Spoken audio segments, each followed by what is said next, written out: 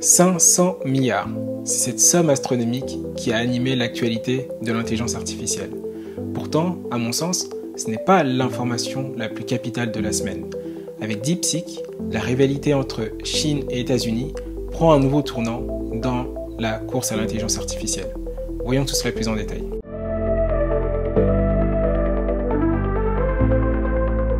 Les 500 milliards qu'on a tous vus circuler sont associés à un projet, le projet Stargate, annoncé par OpenAI.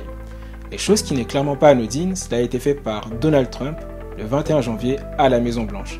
Et cela en présence des principaux partenaires qui étaient représentés par Masayoshi Son, PDG de SoftBank, qui est connu pour ses investissements à coups d'éclat, dont un au sein de WeWork avant sa faillite, Larry Ellison, qui est le PDG de Oracle, une grande structure très connue, et Sam Altman, qu'on ne présente plus. Vous pouvez retrouver leur annonce sur leur site internet, mais aussi sur X. Et donc là, en fait, on a la version traduite en français. Et ce qu'on peut lire, c'est que donc, le projet Stargate est une nouvelle entreprise qui prévoit d'investir 500 milliards de dollars au cours des 4 prochaines années pour construire une nouvelle infrastructure d'intelligence artificielle pour OpenAI aux États-Unis. Là, les 4 ans, ce qui me parle, c'est les 4 ans. Ça correspond généralement en fait au délai qu'on donne sur le temps nécessaire pour avoir ce qu'on appelle l'intelligence artificielle générale, cette fameuse AGI. Ensuite, il précise, nous allons commencer à déployer 100 milliards de dollars immédiatement. Cette infrastructure assurera le leadership américain en matière d'intelligence artificielle, créera des centaines de milliers d'emplois américains et générera des avantages économiques considérables pour le monde entier.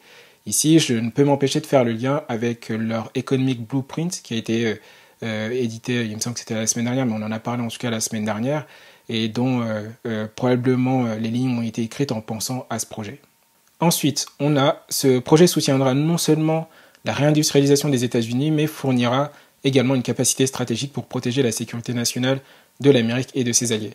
Donc là, on a quelque chose qui devient de plus en plus récurrent, des arguments géopolitiques qui justifient l'existence de ce type de projet et qui, du coup, on va voir de plus en plus dans cet affrontement, dans la course à l'intelligence artificielle qu'il y a entre la Chine et les États-Unis. Nous, en tant qu'Européens, clairement, on doit se poser la question de savoir qu'est-ce que fait l'Europe là-dedans, dans tout cela, sachant que ces deux mastodontes mettent les moyens pour pouvoir atteindre leurs objectifs en termes d'intelligence artificielle. Donc ici, on a les acteurs de ce partenariat. Les deux principaux à retenir sont SoftBank et OpenAI, SoftBank ayant la responsabilité financière et OpenAI la responsabilité opérationnelle. Au-delà des investisseurs, on retrouve aussi plusieurs partenaires. On a ARM, l'entreprise de conception de puces, très présent dans le secteur mobile. On a Microsoft, qui est aussi le partenaire d'OpenAI avant même ce partenariat stratégique. On a aussi Nvidia, dont la présence dans ce partenariat est quelque chose d'assez important. On l'a vu lors du CES de 2025, à quel point ils arrivent à bouleverser le monde de l'intelligence artificielle grâce aux puces, aux cartes graphiques qu'ils mettent à disposition. Et avoir un tel partenaire dans ce projet-là, clairement, c'est garantie de fiabilité et aussi, on l'espère, d'atteindre de leurs objectifs. Et justement, par rapport à Nvidia, un petit rappel est fait sur le fait qu'ils sont partenaires avec OpenAI depuis 2016. Effectivement, lors du CES de 2025, Jensen Huang rappelle une anecdote où ils ont livré justement un des supercomputers qu'ils ont, un des superordinateurs qu'ils avaient développé à l'époque, à OpenAI, en présence de Elon Musk, mais aussi de Ilya Sutskever et aussi d'autres acteurs d'OpenAI, ce qui montre l'aspect historique de leur partenariat, mais aussi la solidité de ce partenariat-là. L'avant-dernier paragraphe fait un rappel sur le partenariat existant entre OpenAI et Microsoft. Microsoft qui, jusqu'à aujourd'hui, a investi à hauteur de 14 milliards de dollars et possède 49% des parts d'OpenAI. Ils ont pour le moment un accès préférentiel au modèle d'OpenAI, mais cela s'arrêtera au moment où OpenAI va obtenir la fameuse intelligence artificielle générale, s'ils l'obtiennent. Même si pour l'instant, sa définition reste quand même un peu floue. Même si on a ici écrit le fait que OpenAI continuera à utiliser les data centers de Microsoft via Azure, ce projet Stargate ici clairement lui permet de diversifier les sources de puissance de calcul qui lui permettent d'entraîner ces modèles futurs. On peut ici voir, à mon sens, une diminution de la mainmise de Microsoft sur OpenAI et pas mal d'experts du domaine tentent à dire cela. Mais bon, dans cette histoire, les deux ne sont pas dupes, au vu des objectifs des uns et des autres. Et on viendra un peu plus en détail dessus. En début d'année dernière, Sam Altman parlait de faire une levée de fonds de 7000 milliards de dollars pour permettre la création de puces pour l'intelligence artificielle. Aujourd'hui, à ce jour, on n'a pas d'informations sur cette levée de fonds, ça n'a clairement pas abouti, mais ce projet lui permet clairement de faire un très beau rattrapage.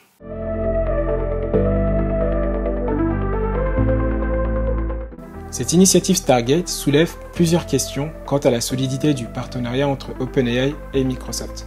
Récemment, au Forum économique de Davos, Marc Benioff, qui est le PDG de Salesforce, donnait une interview dans laquelle il parle clairement de fissures entre les deux partenaires.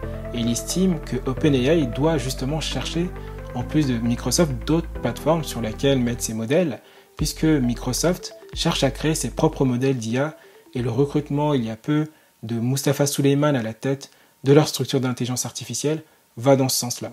Mais aussi, on le verra tout à l'heure que pour OpenAI, il y a une vraie raison existentielle de diversifier ses sources de puissance de calcul et aussi de partenariat, car on va voir que des entreprises comme DeepSeek sont aujourd'hui capables de développer des modèles aussi puissants que O1, voire plus puissants que O1, qui est le modèle le plus avancé à ce jour disponible d'OpenAI. Cela en un temps record, avec des coûts qui sont bien moindres. Donc clairement pour OpenAI, il y a un vrai enjeu existentiel. Le jour de l'annonce du projet Stargate, Microsoft, qui aussi fait partie de ce partenariat, même si ce n'est pas un partenaire de premier plan, a aussi fait une annonce, au même titre qu'OpenAI au final. Mais cette annonce est assez centrée sur leur partenariat existant avec OpenAI davantage que sur le projet Stargate en lui-même. Comme s'il y avait une volonté peut-être d'éteindre un début d'incendie qui serait de dire que leur partenariat est fragilisé. Et donc, en fait, des éléments marquants ici, ça va être, déjà premièrement, ils se réjouissent évidemment de ce partenariat stratégique, d'autant plus qu'ils en font partie, et ils rappellent que leur partenariat avec OpenAI date quand même depuis de 2019. Un élément assez concret aussi qu'ils rappellent, et qui a le mérite d'être assez patent, c'est le fait que leur contrat actuel avec OpenAI va jusqu'à 2030. Et ils ont une exclusivité sur la propriété intellectuelle d'OpenAI. Donc clairement, il reste quand même un partenaire privilégié d'OpenAI. Et ce partenariat comprend tous les éléments qu'on a là et que je vous invite plutôt à voir. C'est surtout la fin en fait du communiqué qui est assez intéressant. Donc là, la première phrase, on peut dire qu'en plus de cela, OpenAI a récemment pris un nouvel engagement important envers Azure pour soutenir les produits OpenAI et ainsi que l'entraînement des modèles. Et donc, en fait, ça fait simplement écho à ce qu'on avait vu dans le communiqué sur le projet Stargate. Par contre, ce qui est assez important, c'est que Microsoft précise ceci par rapport en fait à la notion d'exclusivité, c'est que ce nouvel accord comprend également des modifications sur l'exclusivité, sur les nouvelles capacités, passant à un modèle où Microsoft a un droit de premier refus. Donc on est maintenant passé à un droit de premier refus, ce qui est assez important. Par contre, et après, donc il précise, pour soutenir davantage OpenAI, Microsoft a approuvé la capacité d'OpenAI à créer des capacités supplémentaires, sûrement pour en puissance de calcul, principalement pour la recherche et la formation, l'entraînement des modèles. Donc là, en gros, on a des éléments qui vont dans le sens du c'est pas quelque chose de subi, bien au contraire, Microsoft est partie prenante de tout ce qui se passe au niveau du projet Stargate, ce qui permet à OpenAI d'aller voir d'autres possibilités aussi d'avoir cette puissance de calcul nécessaire pour continuer à entraîner ces modèles. Et voilà, c'est un communiqué que je trouve assez équilibré quand même malgré tout, où on voit qu'on peut deviner que les deux entreprises ont quand même des objectifs stratégiques qui peuvent être concurrentiels à certains niveaux, et en conséquence, il y a du lest qui est lâché de part et d'autre pour pouvoir permettre soit d'une part pour Microsoft de diversifier un peu ce dont il dispose en termes de modèles, etc. Et pour OpenAI d'aller chercher les partenariats qui lui permettent derrière de continuer à être le leader dans le domaine des Gen AI.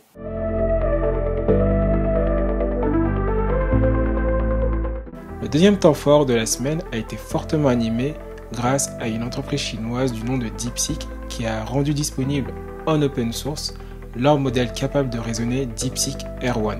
Le chamboulement a été tel que cela a fait dire à Alexander Wang, qui est le fondateur de Scale AI et qui est connu comme étant devenu en 2021 le plus jeune milliardaire du monde, que la guerre entre les États-Unis et la Chine dans la course à l'intelligence artificielle a été un moment crucial. Pourquoi ? Parce qu'avec l'arrivée des modèles de DeepSeek, déjà DeepSeek V3 en fin décembre 2023 et DeepSeek R1 cette semaine, l'entreprise chinoise a montré qu'il était possible de développer des modèles à moindre coût avec un niveau de performance aussi élevés que ceux proposés par OpenAI. Et cela a pris de court la communauté à plusieurs niveaux, déjà au niveau des résultats observés pour ces modèles, mais aussi cela a fait clairement comprendre que la Chine disposait de GPU H100 qui sont restreints en termes d'exportation, alors qu'il existe une politique de restriction à ce niveau-là. Alexander Wang est tant concerné en tout cas par cette rivalité que cela l'a fait écrire auprès du président Donald Trump sur l'urgence de la guerre que les États-Unis doivent gagner face à la Chine. En tout cas, tout cela anime fortement le monde de l'intelligence artificielle dans le bon sens du terme. Allons voir maintenant ce que valent ces modèles. Commençons par DeepSeek V3. Le modèle a été annoncé le 26 décembre 2024. Ce qui avait beaucoup surpris à l'époque quand il est arrivé, c'est la grande similitude qu'il y a sur l'interface avec ChatGPT. Il y a énormément de points communs, que ce soit le fait de charger des pièces, faire de la recherche sur Internet, etc., etc. Et des points qui avaient aussi surpris, c'est que quelquefois le modèle se prenait pour GPT-4o, donc clairement lié aux données d'entraînement qui avaient été utilisées. Autre élément qui avait beaucoup surpris, c'est en termes de performance. Là, en fait, on a les benchmarks qui avaient été fournis dans un papier qui avait été publié dans la foulée de l'arrivée de V3. Le premier élément marquant, par contre, c'est qu'on a un modèle avec 671 paramètres. Clairement, ça ne peut pas tourner en local. Il faut vraiment une puissance assez élevée. Ça ne sera pas même sur un mini supercomputer qu'a annoncé Nvidia à venir pour mai à $3000. On ne pourra pas le faire tourner dessus parce qu'il sera limité à 200 milliards de paramètres. Et donc là, on est sur du 671 milliards, c'est énorme. Mais en termes de benchmark, on est quand même sur des niveaux qui sont soit équivalents, soit supérieurs la plupart du temps à ceux observés en termes de chiffres pour Claude Sonnet 3.5 et GPT-4o. Bon, là, on a des chiffres qui viennent de DeepSeek, mais sur des benchmarks indépendants, par exemple ceux de Artificial Analysis, on a des résultats qui sont quasi semblables. On voit là que DeepSeek V3 est devant GPT-4o et talonne Claude Sonnet 3.5. Donc on a vraiment de très très bons résultats avec ce modèle. Et ce qui a beaucoup surpris, c'est le coût nécessaire pour développer ce modèle qui était de 5 millions, aux alentours de 5 millions et demi, ce qui est largement en dessous des sommes colossales investies par des Anthropic ou surtout des OpenAI pour pouvoir entraîner des modèles comme GPT-4o. Même en termes de ressources, ils ont utilisé des GPU H800 pour entraîner ce modèle. Donc il y a vraiment eu un gain en termes d'efficacité ici qui est assez supérieur à ce que font des géants, encore une fois, comme OpenAI et Anthropic ou d'autres. Et donc cette semaine, le 20 janvier, on a eu DeepSeek R1, qui aussi a beaucoup surpris en termes de performance. Donc c'est leur modèle capable de raisonner, l'équivalent, on va dire, de O1, et les benchmarks qu'ils mettent à disposition, là aussi, se comparent du coup à O1. Et en fait, DeepSeek R1 est en bleu assuré, OpenAI O1 est ici en gris foncé, et on voit en fait que sur l'ensemble des benchmarks, on est quasiment égal. Et c'est exactement ce qu'ils indiquent dans leur annonce. Donc c'est le même niveau de performance, c'est en full open source, avec une licence MIT. Et ça, c'est colossal pour le monde de l'open source. C'est-à-dire qu'une structure qui serait dotée, qui serait capable du coup de faire tourner ces modèles, qui a beaucoup moins de paramètres que la version V3, peut exploiter ce DeepSeek R1, ce qui est énorme. Et à cela n'aura pas nécessité de dépenser autant de ressources. Ça challenge énormément OpenAI au final. Donc là, si on regarde les benchmarks, encore une fois proposés par Artificial Analysis, on voit que R1, DeepSeek R1 est juste derrière O1 en termes de performance. Ce qui, voilà, encore une fois, c'est énorme pour le monde de l'open source d'avoir un modèle aussi avancé avec ayant nécessité aussi peu de ressources de développement. Et cela a fortement animé la communauté. On a eu énormément de messages, que ce soit sur LinkedIn ou sur X, de personnes qui voyaient une véritable opportunité à travers ce modèle DeepSeek R1. Là, on a un message, par exemple, de Jim Fan, qui est quelqu'un qui travaille, du coup, assez connu, qui travaille chez Nvidia et qui travaille essentiellement sur le projet Groot et la notion de physical AI qui concerne en gros les voitures autonomes et la robotique, et qui là indique quelque chose d'assez marquant et qui rappelle un fait par rapport à OpenAI, c'est qu'aujourd'hui, nous vivons une époque où une entreprise non américaine maintient en vie la mission originelle d'OpenAI. Et même dans le monde d'OpenAI, on était censé avoir justement de l'IA accessible à tous. Donc on va avoir une recherche véritablement ouverte et novatrice qui donne du pouvoir à tous. Cela n'a aucun sens, tant c'est surprenant, effectivement. Donc effectivement, ça chamboule vraiment un peu, c'est toujours cette notion de géopolitique de l'intelligence artificielle, où on voit un non-américain rendre de manière open source, avec beaucoup de rapports qui sont publiés. Si on revient ici, on peut voir en fait sur les communications de DeepSeek que clairement il y a en fait des rapports techniques qui détaillent comment ces modèles ont été entraînés, etc. Donc il y a une vraie transparence et tout ça accessible, donc c'est vraiment un vrai chamboulement.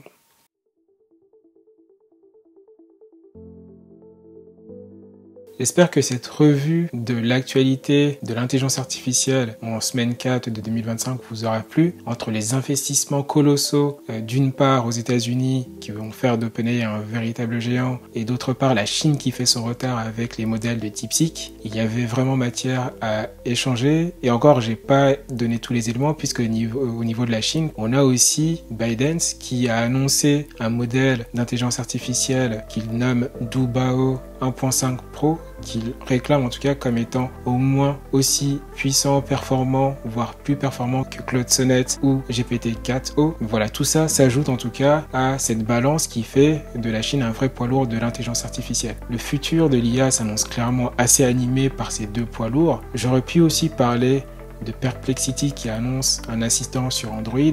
Tout ça anime énormément l'actualité qu'on ne peut pas totalement traiter, probablement dans une prochaine vidéo. Donc voilà, j'espère que ces sujets vous auront plu.